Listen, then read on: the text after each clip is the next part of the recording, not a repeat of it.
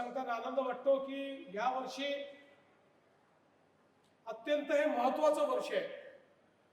एकीकडे ज्यांना भारतरत्न डॉक्टर बाबासाहेब आंबेडकरांनीही गुरुस्थानी बघितलं ते महात्मा ज्योतिराव फुले यांच्या 200व्या जयंतीचं हे वर्ष आहे।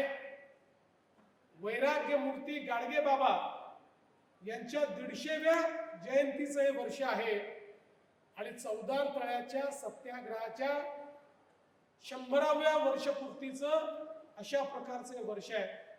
आणि म्हणूनच महाराष्ट्र सरकारने हे वर्ष समता आणि समरसता वर्ष म्हणून साजरं करण्याचा निर्णय घेतलेला आहे।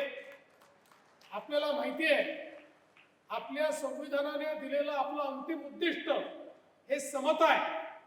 समाजात समता असली पाहिजे, प्रत्येकाला अधिकार असले पाहिजे, कोणीही मोठा नाही कोणीही लहान नाही, या संविधानाप्रमाणे प्रत्येकाला संधीचा समान अधिकार अशा प्रकारची समता ही समाजात स्थापन करायची आहे।